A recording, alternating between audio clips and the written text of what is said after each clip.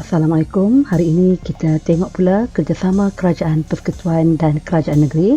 Kita ikuti fakta ringkas dan tepat sejarah bab 4 tingkatan 5. Haluan kerjasama antara Kerajaan Persekutuan dan Kerajaan Negeri merangkumi pembangunan sosioekonomi, pemulihan khazanah negara, penyediaan perumahan rakyat dan juga menjamin keselamatan dan kedaulatan negara. Kerjasama pembangunan sosioekonomi. Pembangunan tanah merangkumi pembukaan tanah baru, pembangunan in situ, penubuhan felda seperti segitiga jengka dan penubuhan felkra. Manakala bagi pembangunan wilayah berkaitan dengan pembangunan wilayah baru seperti di Kedah, Pulau Pinang, Johor, Kelantan, Terengganu, Pahang, Sarawak dan Sabah.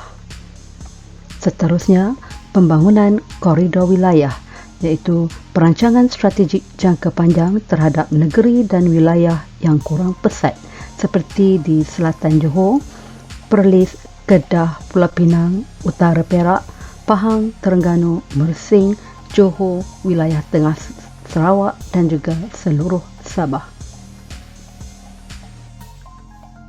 Seterusnya, kita lihat pula kerjasama pemeliharaan khazanah negara. Kerjasama ini diadakan kerana Malaysia kaya dengan flora dan fauna bagi mengekalkan warisan biodiversiti untuk generasi depan. Antara kerjasama yang dilakukan oleh Kerajaan Persekutuan dan Kerajaan Negeri adalah pengurusan taman negara yang mana termaktub di bawah Akta Perlindungan Hidupan Liar 1972 dan Akta Pemeliharaan Hidupan Liar 2010 atau dikenali dengan nama Akta 716. Jabatan yang bertanggungjawab menguruskan taman negara bagi di Semenanjung Malaysia adalah Perhilitan, Perbadanan Perhutanan Sarawak dan di Sabah Jabatan Hidupan Liar Sabah.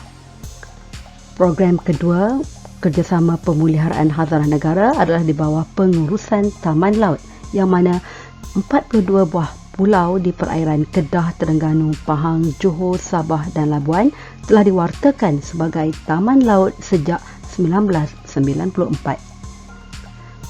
Penubuhan Jabatan Taman Laut di Malaysia pada 2007 dan pada 2018 Jabatan Perikanan Malaysia mengambil alih urusan taman laut. Tetapi bagi di Sabah, agensi Taman-Taman Sabah menguruskan perlindungan marine. Kita lihat pula kerjasama penyediaan rumah rakyat oleh Kerajaan Persekutuan dan Kerajaan Negeri. Program yang pertama adalah Perumahan Awal Merdeka. Pada tahun 1964, Kerajaan Persekutuan telah menubuhkan Kementerian Kerajaan Tempatan dan Perumahan untuk bina rumah kos rendah, manakala Kerajaan Negeri menyediakan tanah dengan harga murah untuk Kerajaan Persekutuan membina rumah untuk rakyat. Program yang kedua adalah perumahan untuk mengatasi masalah kemiskinan. Pada tahun 1970, Kerajaan Persekutuan telah membina rumah untuk rakyat yang berpendapatan rendah, manakala pada tahun 1997 Kerajaan Persekutuan laksana program perumahan rakyat atau PPR untuk bina rumah awam di seluruh negara. Manakala bagi peringkat negeri, agensi perumahan negeri seperti PKNS, Selangor dan Perbadanan Kemajuan Ekonomi Negeri Perak ditubuhkan untuk mengatasi masalah perumahan dan kemiskinan. Manakala program yang ketiga pula adalah perumahan mampu milik yang mana pada tahun 2014 penubuhan Majlis Perumahan Negara. Program peringkat persekutuan di bawah Kementerian Perumahan dan Kerajaan Tempatan diadakan Perbadanan Perumahan Satu Malaysia atau dikenali dengan nama Prima dan Rumah Mesra Rakyat. Manakala program di peringkat negeri adanya program Rumah Selangorku dan Rumah Mampu Milik Johor. Seterusnya, kita lihat pula kerjasama menjamin keselamatan dan kedaulatan negara antara Kerajaan Persekutuan dan Kerajaan Negeri. Keselamatan dan pertahanan negara adalah di bawah kuasa Kerajaan Persekutuan.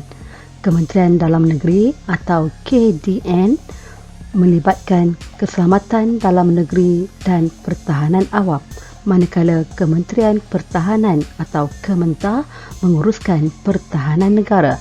Penyelaras bagi KDN dan Kementar adalah Majlis Keselamatan Negara atau MKN.